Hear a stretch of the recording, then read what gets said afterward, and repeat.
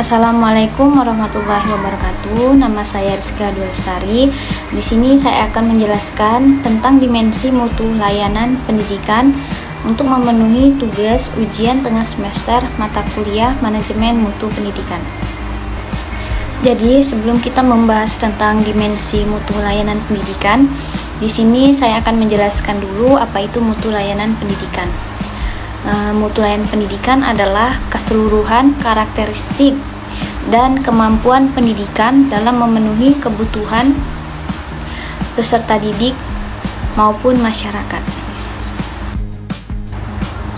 Di dalam dimensi mutu layanan pendidikan terdapat 5 aspek penting, yaitu yang pertama, daya tanggap atau responsiveness.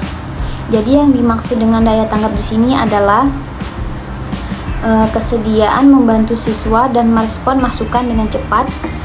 Dalam proses pembelajaran, tentu siswa atau peserta didik akan menemukan banyak kendala, baik dalam hal metode pembelajaran yang digunakannya maupun media belajar yang dipakai atau fasilitas lain yang mendukung proses pembelajaran.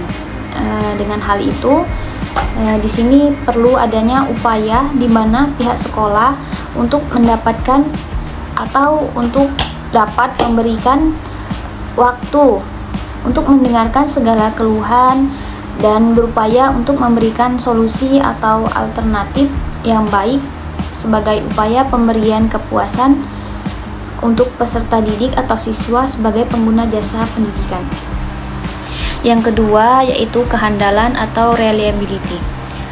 Kehandalan yang dimaksudkan kehandalan sini yaitu kemampuan memberikan layanan sesuai janji dengan informasi yang akurat.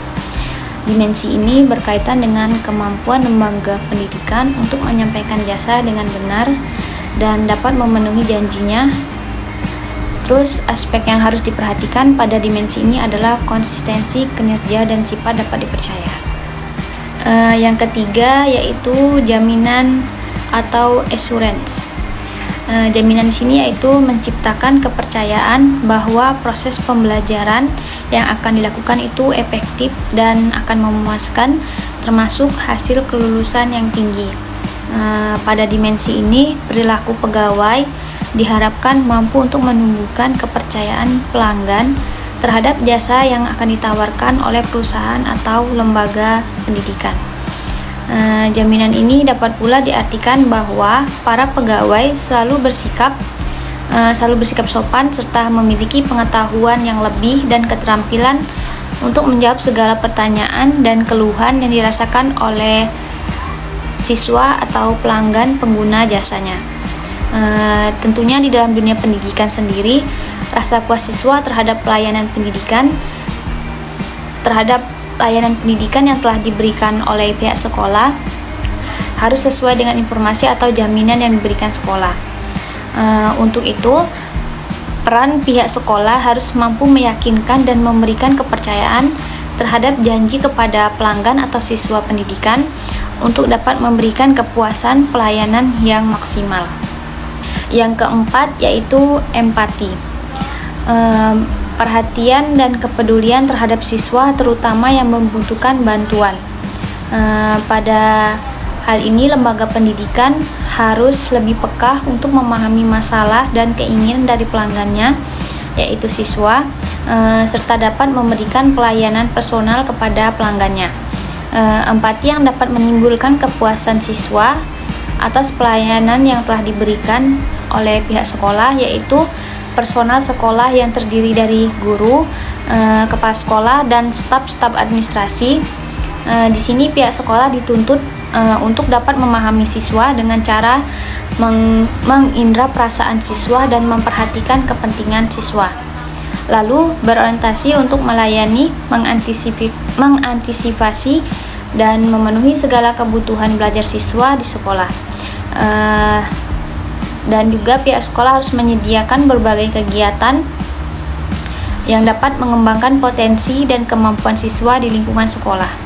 Yang kelima yaitu bukti fisik atau tangibles. Bukti fisik yaitu ketersediaan fasilitas yang mendukung proses pembelajaran. Dimensi ini adalah hal yang sering menjadi perhatian utama para pelanggan jasa Dengan adanya bukti fisik yang baik akan lebih mempengaruhi persepsi siswa mengenai mutu dari lembaga pendidikan tersebut. Dalam dunia pendidikan sendiri, aspek bukti fisik berhubungan dengan aspek fisik sekolah yang dapat digunakan secara langsung dalam menunjang proses belajar mengajar seperti penampilan staf, bangunan, kebersihan lingkungan, taman, laboratorium, perpustakaan, sarana olahraga, dan sarana lain atau fasilitas lain yang dapat mendukung proses pembelajaran. Sekian dari saya, hanya itu yang dapat saya sampaikan. Apabila terdapat kesalahan maupun kekurangan, mohon dimaafkan. Wassalamualaikum warahmatullahi wabarakatuh.